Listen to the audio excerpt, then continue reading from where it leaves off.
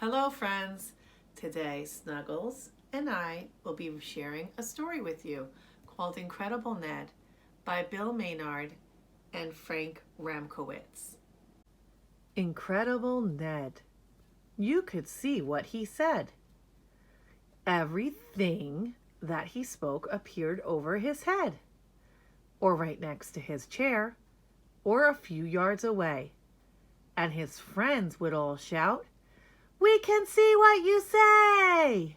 When Ned said gorilla, the kids all jumped back, for they saw a gorilla and feared an attack.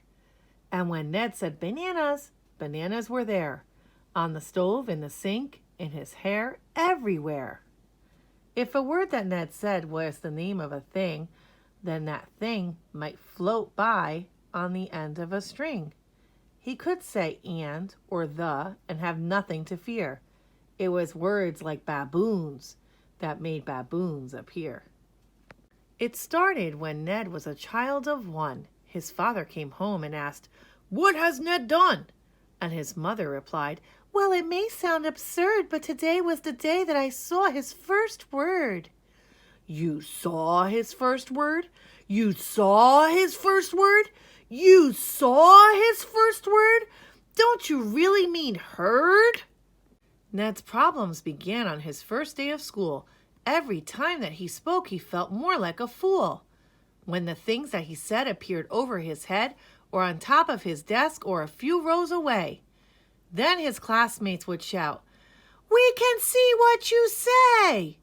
When Ned said giraffe, you could see a giraffe, and its neck was so long it made everyone laugh. When Ned said parade, one appeared by the wall and marched straight through the class and out into the hall. No wonder the children didn't get their books read. It was so much more fun just to watch what Ned said. Then his teacher complained, "We are not getting work done. With young Ned in the class, school is much too much fun. I can't get him to stop. Every day it gets worse. I will have to get help. Ned must go see the nurse." "Are you sick?" asked the nurse. "Are you blowing your nose? Have you started to sneeze? Are there pains in your toes? Have you eaten too much? Have you had any spills? You might need some time off, or you could need some pills." "Some pills?" said poor Ned, and the room quickly filled with some 4,003,200 pills. Pills that covered the desks and the chairs. What was worse, there were so many pills that they covered the nurse. "I can't help," said the nurse. "Though I'm glad Ned stopped by. He's not sick, it's a trick. Let the band leader try." Maybe Ned's a musician, the band leader thought. He might sing, he might play, he just needs to be taught. When he asked Ned to name all the things in a band, all the things filled the class. There was no place to stand. "I can't cure him," he said, "and I think I know why. It's his words, not his notes. Let the French teacher try." "Zut!" the French teacher said. "Ned needs new things to say, words like bonbon for candy and jouet for play." But when Ned said bateau, that's the French word for boat. You could see a bateau. It was real. It could float. And when Ned said voiture, that's the French word for car. The class saw a voiture. This was going too far. Ned's poor teacher was now at the end of her rope. So far no one had helped, but she had one last hope. For there was one last someone who wasn't the same. So she made one last call, and the principal came. The principal? Wow! That made Ned feel real sad.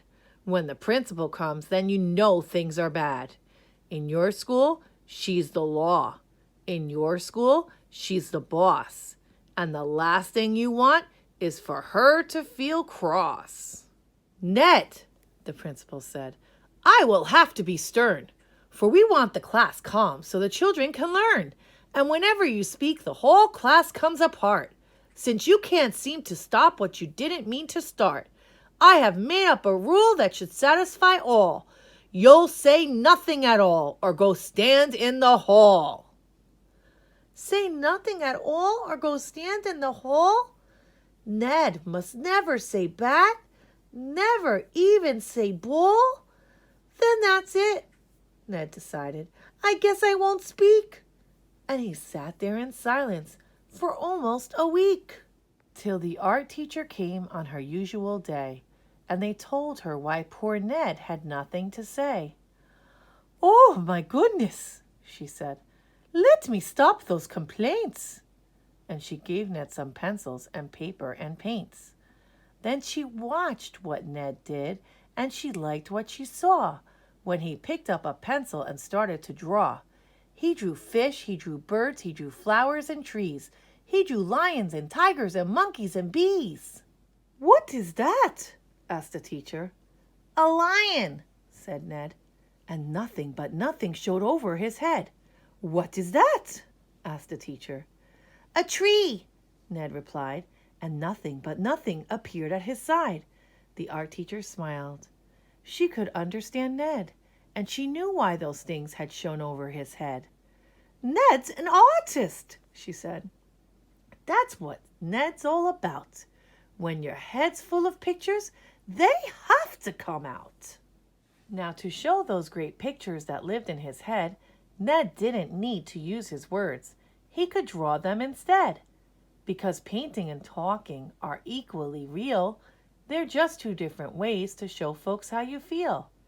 And as long as Ned colored and painted and drew, he could speak just like me, he could talk just like you, and nothing he said appeared over his head, or right next to his desk, or a few yards away. And his classmates complained, "We can't see what you say." But at times when young Ned is home late at night, when he's opened his window and turned out his light, with his pens put away and his paints on the shelf, when he's sure he's alone, he'll say moose to himself, and a moose will appear at the foot of his bed, and he'll know that he still is Incredible Ned. The end. Thanks for sharing our story time today. Hope you enjoyed it.